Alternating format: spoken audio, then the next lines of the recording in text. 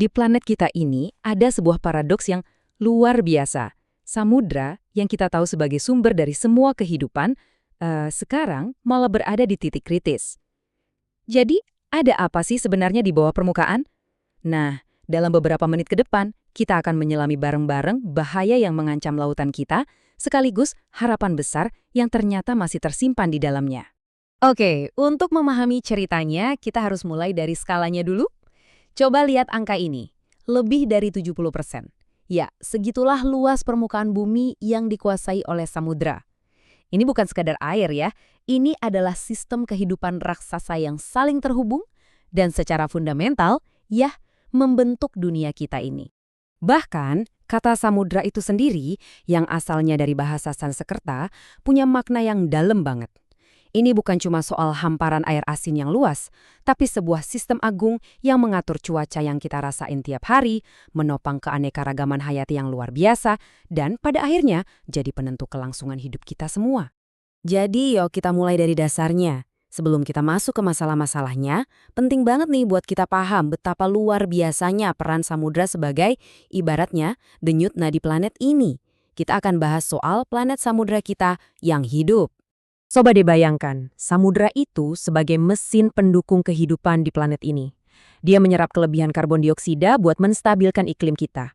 Sekaligus jadi rumah bagi jutaan spesies.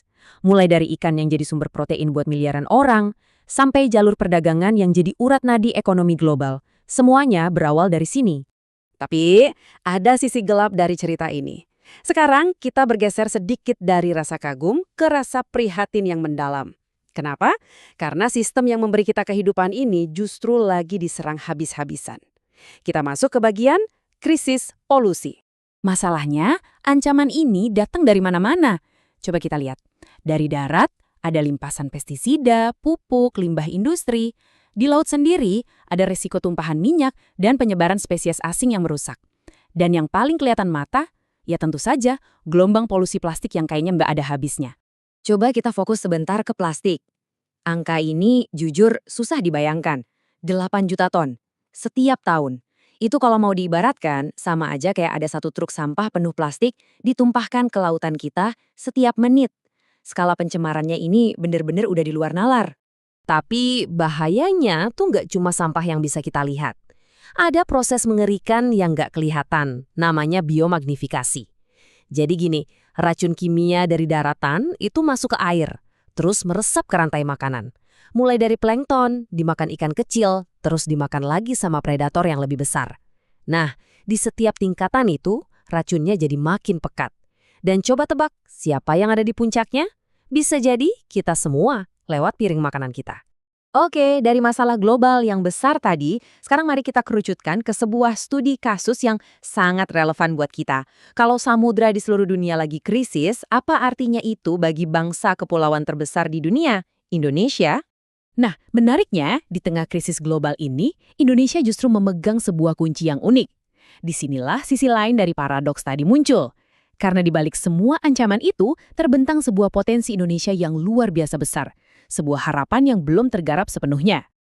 Lihat deh, secara geografis, posisi Indonesia itu super strategis. Perairan kita ini jadi jalur utama buat arus samudra global raksasa yang namanya Arlindo.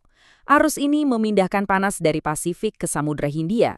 Ini bukan sekedar arus biasa. Ini seperti jantung planet yang memompa dan mengatur iklim di seluruh dunia. Dan arus raksasa ini artinya satu hal, energi.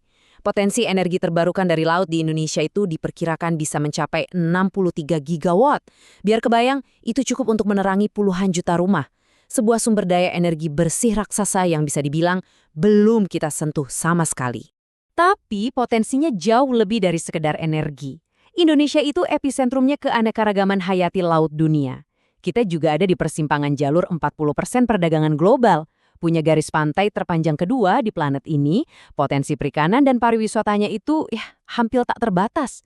Ini adalah aset nasional yang nilainya tak terhingga. Tapi punya potensi segede ini itu satu hal. Mengubahnya jadi kenyataan itu cerita yang sama sekali beda.